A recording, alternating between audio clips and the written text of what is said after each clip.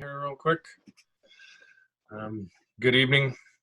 Welcome to the webinar session for the Grand Lodge of Minnesota. As we've talked about before, this isn't a tiled meeting. I did just start the recording. Please keep yourself on mute during the presentation. Any questions, please just use the chat feature with the host, and then we'll cover them at the end. And we'll also open the mics up later too if you want to just ask it directly. At the end, 5 minutes or so before the end of the session, we will put up a poll. Please do submit the poll. It helps us gauge what other kind of content we should bring along. Speaking of other sessions, next week we have Freemasonry in Gettysburg. We're also then week after we're talking about Grandview stuff. And on August 12th, Most Worshipful Brother Ray Christensen will be presenting on safe lodge meetings in conjunction with our fun and exciting stuff that we're dealing with currently. So with that said, the show and tell challenge is still up. This is about answering a couple of different questions in however manner you want, via video, written essay, poetry, however you want to answer these questions. The winners will receive a commemorative plaque at the end. The link to the website is at the bottom. If you need it, just send me a chat and I will send it to you directly. And without any further ado, we have our feature presentation, Freemasonry in Decline, the Importance of Lodge Education by Brother Hans. Brother, the speaker is yours. First, unmute myself, share the screen, and let's see, are we in business? Are we? Yes, sorry, I had myself muted and I was answering your question, but go ahead. Okay, no problem. Okay, so thanks for joining us this evening. It's kind of a gorgeous day, and as I mentioned to Jason, it's almost a crime to sit inside, but hopefully we'll carry something out of it. So tonight we're going to talk about Freemasonry in decline and the role of lodge education in hopefully combating some of the decline that is happening. So let me start with kind of a somewhat controversial picture that some of you guys might have seen, and it says kind of in loving memory, Freemasonry, 1717, 20, ? Assuming that basically Freemasonry will cease to exist somewhere in the 21st century. So there's a lot of kind of a speculation and opinions in around this. I don't want to go into that, but what I do want to share with you is kind of what might have prompted this kind of it's actually a tombstone, a gravestone, what might have prompted this. And for that, we're going to take a look at the let's see here, I got my laser pointer at some membership data. And can you guys see the laser pointer too? So what this is kind of a depiction of the Masonic membership in increments of 5 years, or starting in 1940 all the way up to 2017. That's the last data point that the MSA shared. And then there's some in white, there's some speculation as to what will happen subsequently. So what we see that after the Second World War, there was a drastic increase in membership, and it peaked about 1960. And from there, it went downhill rather quickly. As a matter of fact, from our 1960 to 2017, we saw a 75% drop in membership. If we add to this kind of a rate of change, you see that in around the 90s, we're approximating about 15% decline every 5 years, or 3% per year. And as a matter of fact, the estimates of 18 and 19 is that this annual drop is close to about 4.5%, 4.6%. So it's really dropping down rather quickly. And if we extrapolate this and just assume that for 20 and beyond, that 15% drop in membership will continue, by 2050, we have about 370,000 members, and that also translates that 75% of all lodges that are today in existence will be closed. because it's financially no longer viable and feasible to retain those. There are a couple of other interesting observations that over the last 10 to 15 years, but more specifically the last 5 years, that are all the candidates that are starting their degrees, 50% does not complete the degrees. Membership duration in the mid-70s was about, on average, 22 years. In 2015, it's 5 years. And some authors actually claim that it's currently stands at around 1.6 years. And then from our own experience, we also know that maybe at best 10 to 15% of the members that are listed here are active in the lodge. So we have a problem on hand. And for the keen observer, I have a little question here. You see that between 2005 and 2010, there was an uptick in membership. Somebody might want to take a guess as to what that cost is. I'll stop here for 10 seconds to see if somebody has an answer. Yeah, movies. Movies, and what else? Yep. Dan Brown's books, same thing. Yep. What else? Oak Island. No, I'm kidding. Yeah. One-day classes? One-day classes. That's what it was. It's the combination of, indeed, the public kind of being exposed to the mysteries of Freemasonry, as well as the one-days. What's also interesting is that subsequent to that, did they start in 2010? I thought they started long before that. No, this is where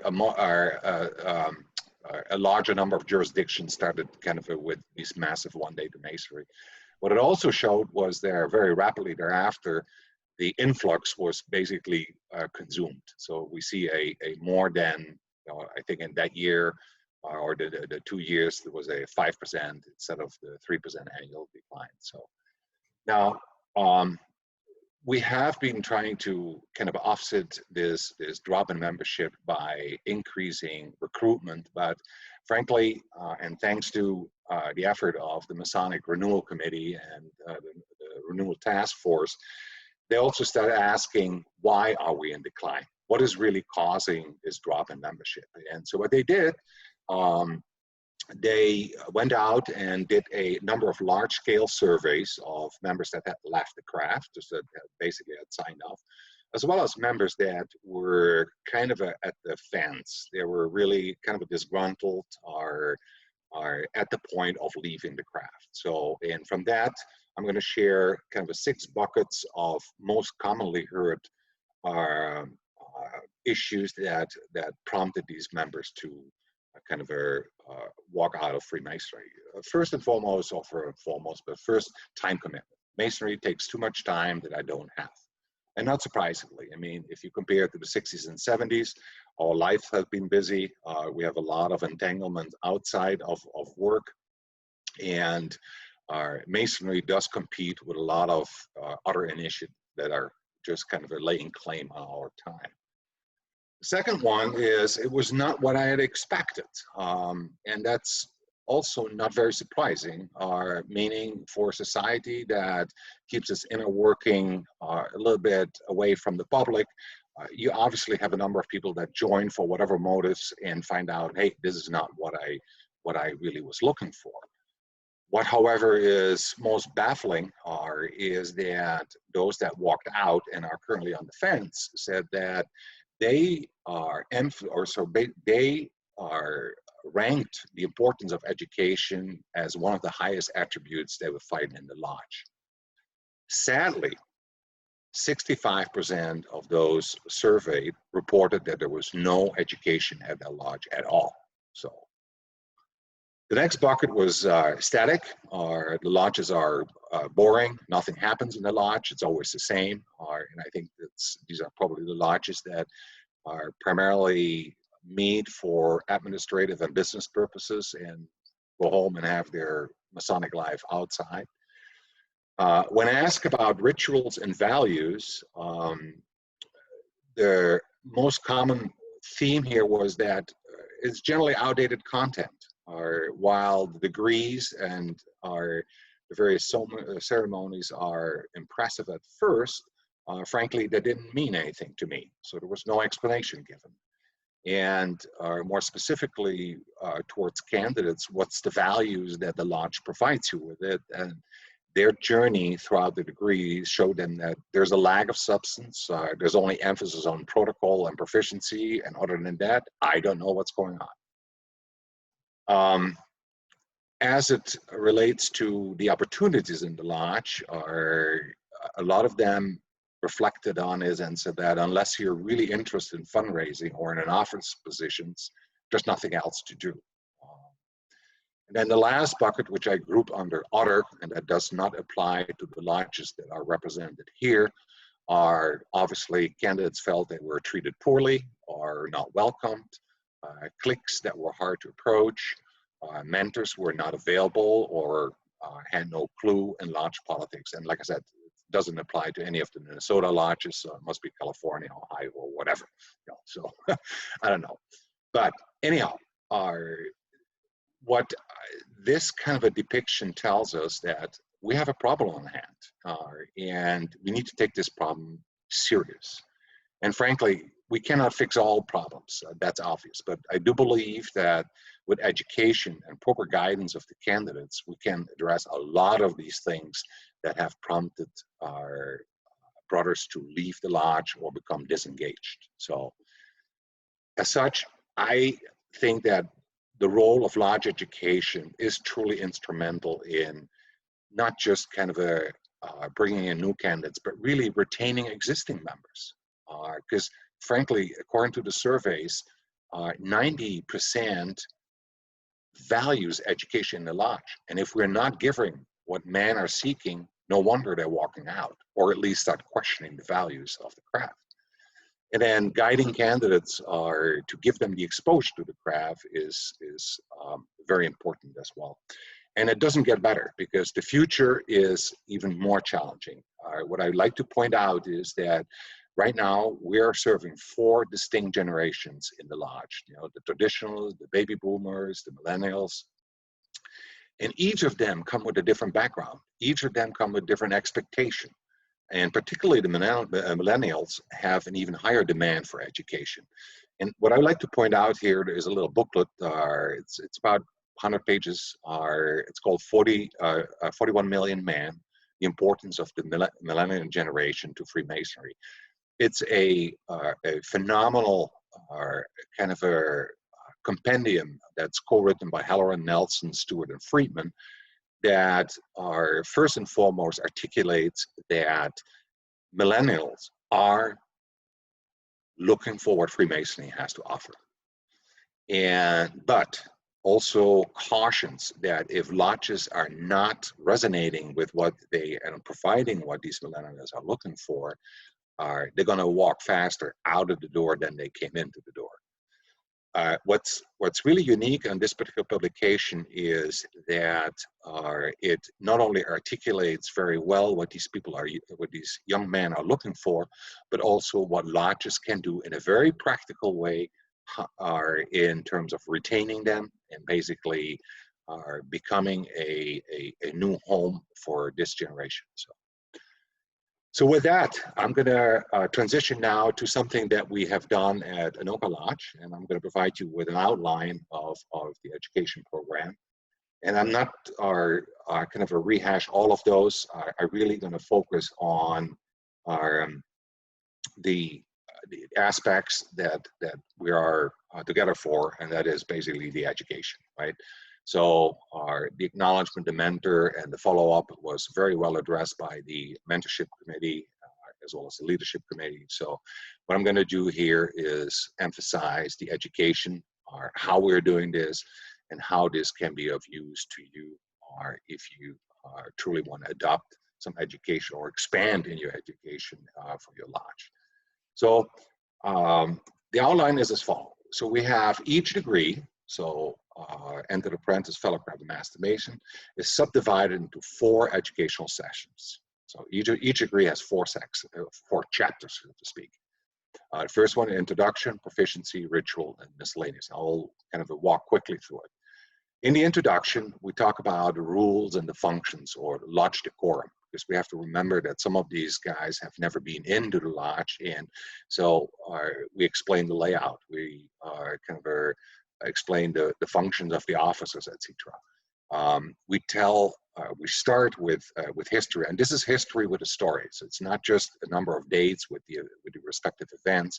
It's really a story where you have characters. There's a content, and that kind of resonates with people.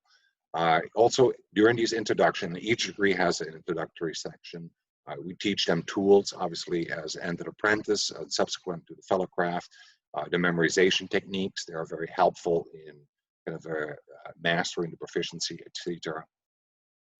Then we move on to the proficiency, and the very first thing we do is we take that proficiency and break it out line by line, and translate literally from a archaic English into modern English what each of these lines says, what they say and what is meant by it, and then explain the applicability of these particular lines and or content within the proficiency to your life. Because by the end of the day, you're not here to learn that proficiency for the sake of pumping it into your memory and advancing the degree, but to extract content, meaning, and kind of a direction for you as a Mason, or you as a man in your life.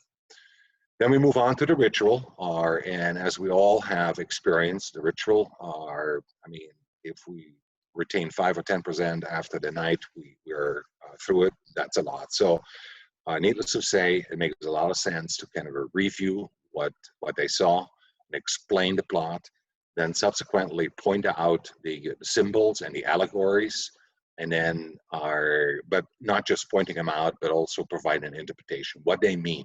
And we do this in plain language. So there's no rhetoric, there's just plain English as to what you just saw, what the symbols mean, what the allegories mean, and most importantly, how they apply to you in your daily life. Then depending on the time we have in between the degrees, we have a fourth section where we address miscellaneous things. Again, if we have the time, we expand on the Masonic history.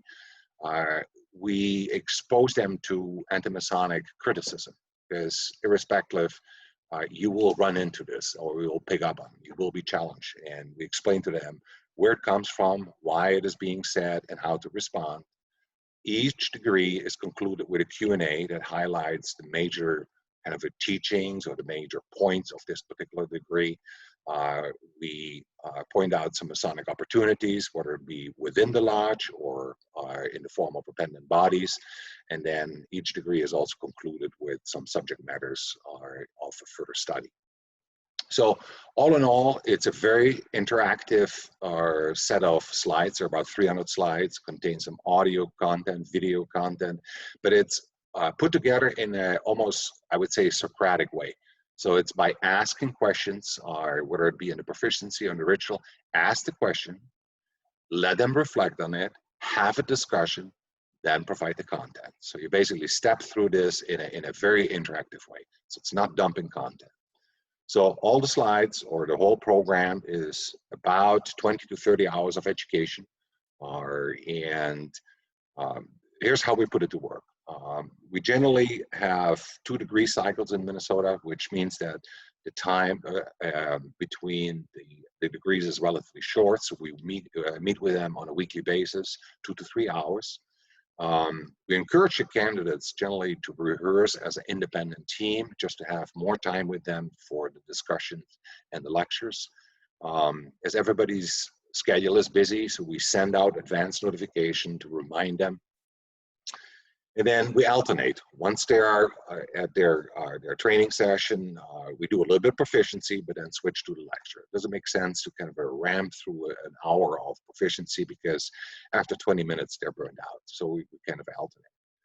And as I said, the content is interactive. It's not dumping information. It's really asking, facilitating discussion, and more importantly, bring in real life examples, but also show them how these Masonic teaching can be leveraged in your life.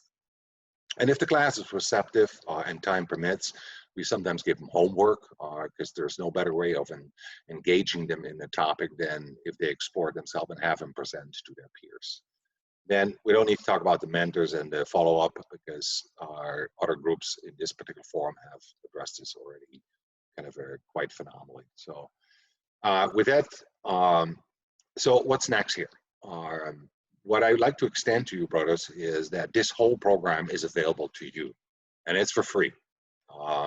It's all available on Google Drive, but as with many cases, if you have to kind of present based on somebody else's slides, that's a little bit of a challenge. So what we recognize that the tools themselves are not the solution here, but if you find one or multiple champions in your lodge, we can learn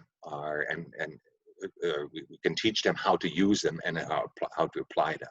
And here's where I need you guys' help, or the Grand Lodge's help. Is there are various ways you can do this. Terrence, John, and I have done this in a couple of sessions a couple of years ago, where we had all the Metro West lodges. So you can create regional training sessions, and these training sessions can be held in person, or now with COVID-19, we can do this online. Another experiment that we run is synchronize degree cycle as best as we can. Sherburne Lodge and Anoka did this, where candidates from Sherburne came to Anoka, and you have larger groups, you have a better engagement, you have cross-fertilization amongst candidates. So there are many other ways of how we can facilitate this. So happy to kind of have a discussion or get some guidance and from the Grand Lodge how we kind of distribute this package. But in closing, really, what I believe that educated men recognize the values in the craft, and those men are a lot more likely to secure the future of the craft. And hopefully, by doing so, we will positively create an inflection in that curve of membership decline and preserve the craft for future generations. So with that, brothers, I'd like to thank you for attending. I have plenty of examples of the materials that we use. So if time permits and if there's an interest, I certainly can address some of those, but I'm gonna hand it over now to, on here. Hand it over to Jason, and I stopped screen sharing now. Oh, you did already. Gosh, you're ahead of me. I did. Well, you did. I didn't. Okay. Thank you, Brother Hans. That was well done. I know it's a large program condensed into 20-ish minutes, so I appreciate you condensing it down. Brothers, there wasn't any chat questions, but please feel free to unmute yourself. You can use the space bar to do it temporarily and ask your questions. I've got one. How hard is it to find that book or pamphlet, the 41 million?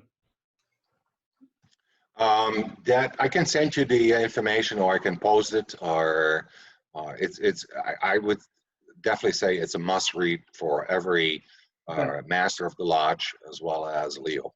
There's no question in my mind. Wouldn't you agree, John? Yes, just want to let you know, Hans, I do have 3 copies on order, one of which we'll present to the new master when he comes in. But it does come from McCoy Publishing, so it's readily available. Okay. So that's probably the best place to get it. By the way, it has been reviewed by past master Terry Tilton, and he highly recommends it as well. Past Grandmaster. I have a digital copy too, so in case that somebody is really in a pickle, I can help them out. Any other some more questions there, brothers? Not so much a question is Darren, again, going back to those steps that Hans put up. One of the big things is setting expectations with new candidates, letting them know that the importance of education. And getting that kind of a situation within a lodge, that's a hard part within lodges themselves, is getting the officers and membership to understand that education is important and making it an important factor to these new candidates coming in.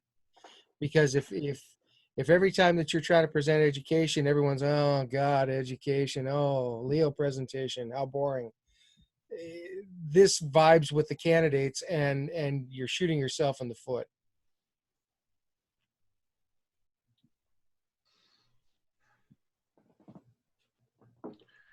So to talk about, Brother Hans, the next steps conversation that you brought up on the slides, I personally really love the idea of doing more of what we did with Metro West, with the, you know, when we ever can get together again, but maybe doing it on a online version, you know, on a Zoom session or something along those lines, as long as we're, one, not recording it, and two, being careful about who we let in. I think it would be a great opportunity to get this spread farther out, and the brother up there in up in the northern part, this would be a good idea for, you know, a good thing to put together up in that direction as well. So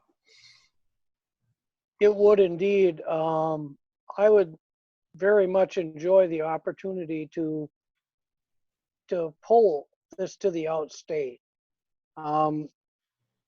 And I don't mean to be judgmental in this, but oftentimes those of us in the far outstate feel left out on this. So I'm excited about the opportunity to find a way to bring Northern Minnesota into this, and into the mentoring, into the membership part of it. You know, I'm hearing about the mentoring, and I'm hearing the messages that Hans has to share, and it's fantastic, but it doesn't get up here to us. And I'd happily be part of that. And if one of the Grand Lodge leaders would like to reach out to me personally, and if they find it suitable to involve me in that, I would consider it a privilege. thank you. Yeah, Andy Neumeyer and I have kind of discussed to maybe do some regional lodges that are kind of centrally located in the outskirts, and then bring the neighboring lodges to it, and then conduct this kind of a training. And one thing I do need to kind of emphasize here, that while this package has many facets, you don't have to take it off. I mean, some lodges have adopted the program and only adopted the proficiency in the ritual, and so you can really tailor shape this whole set of nuggets in a way that it fits your lodge, that it fits the capability of the Leo or whoever is doing the candidate training. And furthermore, I think it is important to stress that the topics within this particular curriculum are not just for candidates. There is at least, I would say, 15 to 20 full-fledged topics you can give to every lodge member. Some of which I've given at Nelson Lodge. You know, that's part of the candidate curriculum, but it's equally applicable to just kind of going in and doing some lodge education in general. Well, worshipful brother Terrence and I chatted earlier about this. He frequently makes the long trek up here. And understandably, well, if it's a couple times a year, frankly, it's more than everybody else. And we appreciate that, because it's not a short trip. And to come up here, to visit with us, to attend lodge with us, to share some of your knowledge and wisdom, is something that it's not a simple task, and it's not an easy task. So he's certainly not the only one who does it. I don't mean to imply that, but what I do mean to share with you is how much we appreciate it up here, because without being judgmental, we have to be cautious up here to not become our own kind of masonry, because we're not connected to the bigger picture. And I'm a relatively new Mason. I'll admit that. I have less than 10 years in Masonry, and I've already recognized the difference So I'm embracing the education, the knowledge, and the mentoring from the bigger picture, and I'm inviting that. I can't say that everybody's enjoying what I'm doing, but I'm inviting that because the wisdom of the bigger picture is what we need and what we strive for. And without brothers like Worshipful Brother Terrence, we could easily become isolated from the bigger picture. Well, and like Hans said, this is definitely the kind of program you can break up and use what's going to fit within your lodge. But in that same token, it's the kind of thing that perhaps, you definitely would have to make sure that there was a desire for it. If you had a night where you could get 20 guys together, and or even a Saturday, and we could come up and make that trek and maybe just cover some key points, maybe cover the lectures of all 3 degrees in a 3-hour session. I don't know exactly what's possible. I know they kind of break down to 40 minutes or something, Hans, don't they? Yeah. Something. So in a 3-hour session, you could maybe break down maybe the lectures in one shot, but there is, like I said, there's 30 hours of information plus, especially when people are asking questions and they're getting involved. That's why we ended up breaking it down as short as we could with those Metro West sessions of having 5 3-hour sessions, and people just ate it up. We had past Grand Masters that were like, I've been a Mason for 50 years. I've never heard half of this. And so there's so much good content there that you can look at on your own, but it's better if somebody can come up and at least once or twice, give you that basis of presenting it, and then teach you to fish so that you can go out and teach someone else how to fish. Terrence, let me ask you this. When's the last time you saw someone from my lodge at Grand Lodge? At a Grand Lodge session? Any involvement in Grand Lodge? Well, coming down to Grand Lodge session was last year. I mean, we didn't have one this year. Phil's probably the most active guy you got up there that comes down, and He so is. we see Phil quite a bit. And he's Masaba, Yeah. but I'm a Tasca. Oh, that no, never. Never And- in Well, any I think what we're touching on here, John, is that and that's my kind of a cry too, is that the Grand Lodge does need to have a little bit more active role in tying in the various lodges, whether it be remotely, whether it be in the region, to tie them into these kind of programs, whether it be the leadership program, whether it be the mentoring program, whether it be the education. If that battle needs to be won by the constituents only, or by means of meetings like these ones, well, good luck. It's not going to happen.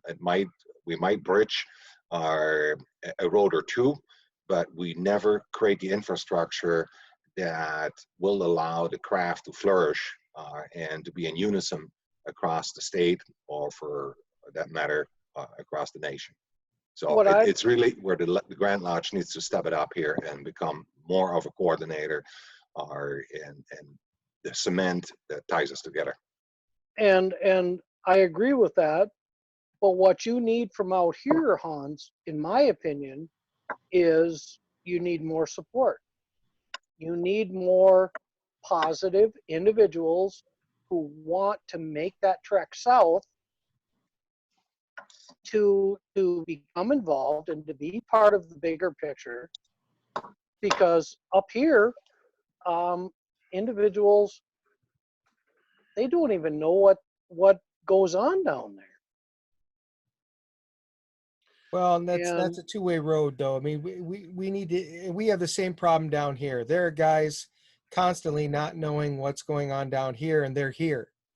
And even though we put it out on the e-news and the Grand Lodge website and the Facebook, and there are still guys that go, I didn't know this was going on. I talked to guys at Lodge in the last 3 weeks, and I go, hey, have any of you gone to the webinar seminars? The what? These have been going on for 3 months, and they still have no clue. Yep. So it's not just up north. It's it's here. By the way, So before Adam, I like your reactions. Thank you. Jump in. Jump in. Come on, be part of this. Yeah. Oh, it's yeah. As many we've tried. We use our Facebook page. I absolutely agree with Terrence there. It's you kind of have to have. Yeah. I mean, as far as traveling and stuff, I've never visited any lodges up north and stuff like that, or even around the metro area, just because of a lot of one of those things in the surveys with the time commitment. That's definitely, and with no kids, it's not. You think I would have a lot more time in the world, but it's hard. It is, and I'd be willing to. Do most northern lodges go dark in the summer, or are you guys active? No, we go dark. Okay. So before we get too far off topic here, I think we're kind of veering a tad bit at this moment. I do have a question for our brother from Massachusetts. I'd be curious to hear what his take is on the program, because he's way outside of Minnesota. So I'm just curious to see what his thoughts are from that presentation. Very fascinated with the program. Here in Massachusetts, everything seems to be, we're so tight with everything. What do you mean by that? Oh, you're muted. We can't say much about anything. Oh. Not allowed out. Yeah, anything. I really wish we had this in Massachusetts. It would be very. I missed what lodge you hail from. Aurora Lodge in Fitchburg, Mass. If we had a program like this in Massachusetts, it would be a positive to everybody. It would be awesome. As a matter of fact, you can have that. I'm working right now with a lodge in California that wants to adopt this program, and that kind of addresses some of John's concerns too. Is that we're doing it online. We basically go through some of the degrees. We start off with a couple of quote unquote legal presentations. It's all going to be online. And I don't see any kind of a restriction or boundary or hurdle why this could not be adopted into the northern part of Minnesota or into the northeastern part of the United States. So if all it takes is a champion. Any chance we can send one of those thumb drives out east? Well, yeah, all the presentations are available on Google, and you can download all of it. So if you are a legitimate Master Mason, by all means you can get access to it. But as I said, the tools themselves are not the miracle that's going to make it happen. It is really, you have to understand it and basically go through it. And once you get the hang of it, you pick what you like and use it, run with it. So Hans, I'd like to piggyback on that a little bit if I could for you, Hans, because it has been since the introduction of the Metro West Assembly that Nelson has brought it in and has gone through. We're on our second group of candidates now who would have gone through the fellowcraft degree had the COVID not stepped in. But you've mentioned it a couple of times tonight, and Masons being industrious, being the champion, and then being able to network. So who's the guys in the lodge that really love this and they're able to connect and then network?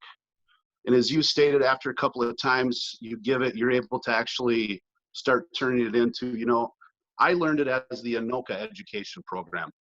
Nelson Lodge is turning that into the Nelson Masonic education program. So it's very valuable, but it has to start with someone in the lodge and, take it from there. Yep, champion. Absolutely. All right, brethren. Before we disband again here, we'll go back through. The poll is up, so please be sure to submit that.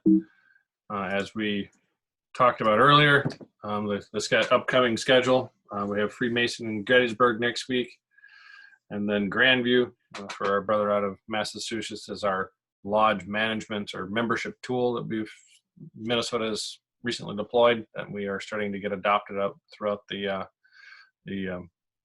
jurisdiction. And again, please get that poll in before you leave.